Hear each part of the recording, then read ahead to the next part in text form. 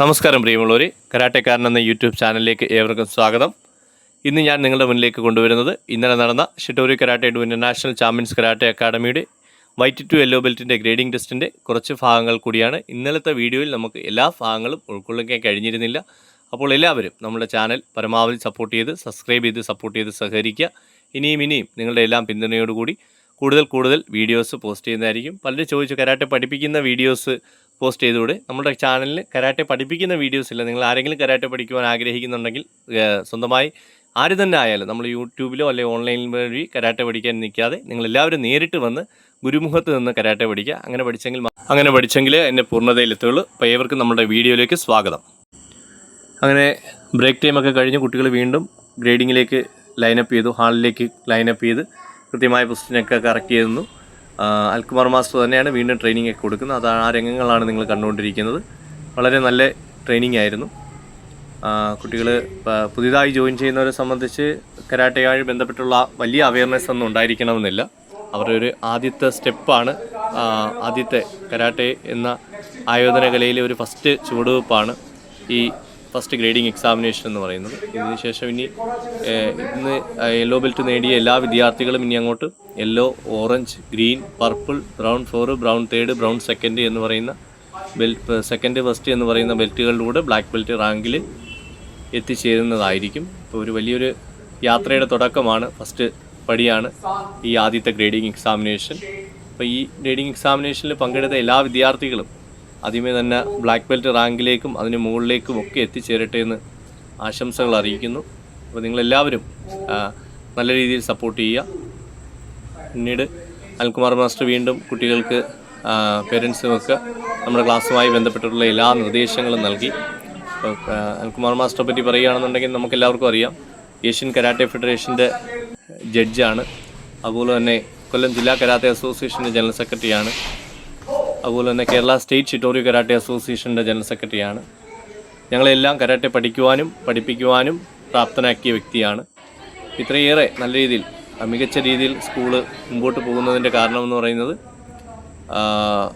ഇത്രയും നല്ല രീതിയിൽ സപ്പോർട്ട് ചെയ്ത് ആത്മാർത്ഥമായിട്ട് ട്രെയിൻഡായിട്ട് ഞങ്ങളെ ഓരോരുത്തരെയും നിർത്തുന്ന അൽകുമാർ മാസ്റ്ററുടെ ആ ഒരു നിശ്ചയദാർഢ്യം തന്നെയാണ്. അങ്ങനെ അതുകൊണ്ടാണ് കരാട്ടയിലൊരു ഫിനിഷിംഗ് പോയിൻ്റ് ഇല്ല. ഇന്ന ഒരു ലെവലിലെത്തുമ്പോൾ കരാട്ടെ പഠിച്ച് തീർക്കാം എന്നൊന്നുമില്ല. കരാട്ടെ എന്ന് പറഞ്ഞു കഴിഞ്ഞാൽ മരണം വരെ പഠിച്ചുകൊണ്ടിരിക്കാവുന്നുള്ളൊരു കണ്ടിന്യൂസ് പ്രോസസ്സാണ്. ഇത് നമ്മളുടെ ഒരു ബോഡിയെ കണ്ടീഷൻ ചെയ്ത്, ബോഡിയെയും മൈൻഡിനെയും ഒരു കണ്ടീഷൻ ചെയ്തെടുക്കുന്ന ഒരു പ്രോസസ്സാണ്. നമ്മൾ ഒരു യാതൊരുവിധ ഷേപ്പും ഇല്ലാതെ കിട്ടുന്ന ഒരു കല്ലിനെ കുത്തി നല്ല ഒരു വിഗ്രഹമാക്കി മാറ്റുന്ന, അല്ലെന്നുണ്ടെങ്കിൽ നല്ലൊരു ഷേപ്പിലേക്കാക്കി മാറ്റുന്ന രീതിയിലുള്ളൊരു പ്രോസസ്സാണ് കരാട്ടെ എന്ന് പറയുന്നത്.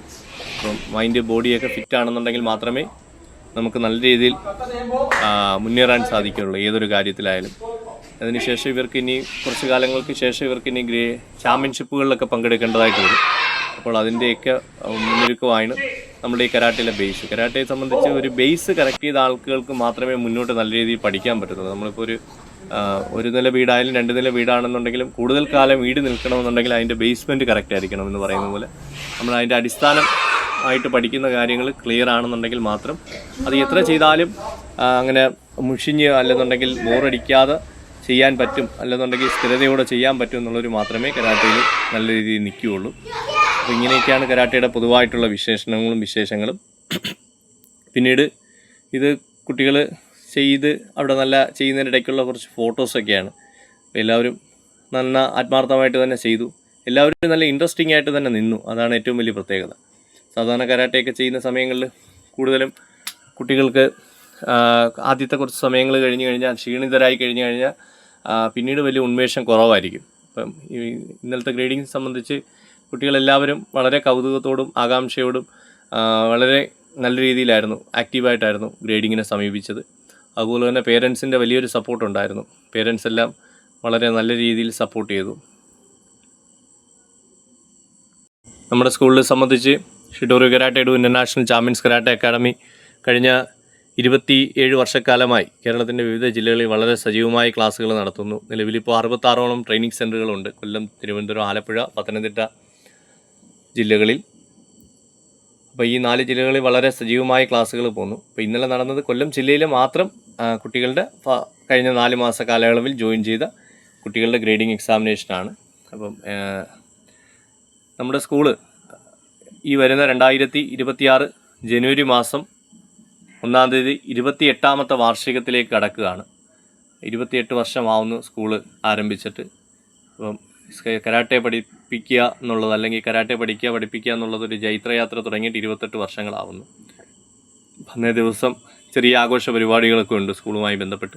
അപ്പോൾ അതിൻ്റെയൊക്കെ വീഡിയോസ് നിങ്ങൾക്ക് പോസ്റ്റ് ചെയ്ത് ഇതിലൂടെ അറിയാൻ സാധിക്കുന്നതായിരിക്കും.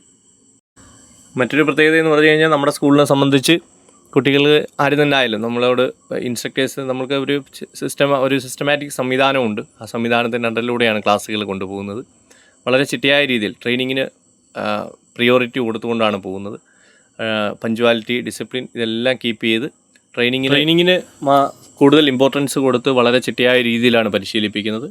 നമ്മുടെ സ്കൂളിലുള്ള എല്ലാ ഇൻസ്ട്രക്ടേഴ്സിനെ പറ്റി പറയുകയാണെന്നുണ്ടെങ്കിൽ അവരെല്ലാവരും ഫുൾ ടൈം കരാട്ടെ ഇൻസ്ട്രക്ടേഴ്സാണ്. അവർ പ്രധാനമായിട്ടും കരാട്ടെ തന്നെയാണ് ഫോക്കസ് ചെയ്യുന്നത് എല്ലാവരും. പിന്നീട് പേരൻസുമായിട്ടും എല്ലാവരും നല്ല സപ്പോർട്ടീവായിട്ടും സഹകരണത്തോടു കൂടിയാണ് നിൽക്കുന്നത്. ഇനിയും നല്ല രീതിയിൽ സഹകരിച്ച് തന്നെയായിരിക്കും മുമ്പോട്ട് പോകുന്നതും. ഓരോ ബെൽറ്റുകളും കഴിയും തോറും കുട്ടികൾക്ക് കരാട്ടയുമായിട്ടുള്ള ബന്ധങ്ങളിലേക്കുള്ള കരാട്ടയിലെ അറിവുകളുടെ ആഴം കൂടിക്കൂടി വരും. നിലവിൽ അവർ നമ്മുടെ കരാട്ടയുടെ ആദ്യത്തെ സ്റ്റേജിലാണ് നിൽക്കുന്നത്. അപ്പോൾ ഇനി അങ്ങോട്ട് നല്ല രീതിയിൽ ചെയ്യാൻ കഴിയട്ടെ എന്ന് ആശംസിക്കുന്നു. പലരും കരാട്ടയുമായി ബന്ധപ്പെട്ട് ഒരുപാട് നമ്മൾ കണ്ടുവരുന്നതെന്ന് പറഞ്ഞു കഴിഞ്ഞാൽ കരാട്ടയിൽ അഡ്മിഷൻ സമയങ്ങളിലൊക്കെ ഒരുപാട് പേര് കടന്നു വരും. പക്ഷേ ഇതൊരു കഷ്ടപ്പാടുള്ള മേഖലയാണ്. കഠിനാധ്വാനം ഇച്ചിരി ശാരീരികമായിട്ടുള്ള അധ്വാനം ഇച്ചിരി കൂടുതലേറെ ആവശ്യമായൊരു മേഖലയായതുകൊണ്ട് തന്നെ ഏറെക്കുറെ പേര് കുറേ കാലത്തിന് ശേഷം ഇത് സ്റ്റോപ്പ് ചെയ്ത് പോകുന്നതാണ് പതിവ്.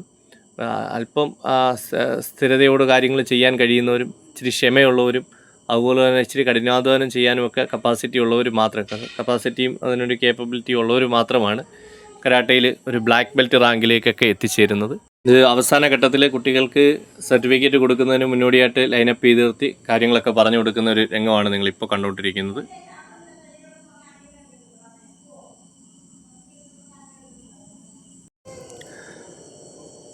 എല്ലാവരും വളരെ സന്തോഷവാന്മാരായിട്ട് നിൽക്കുകയാണ്.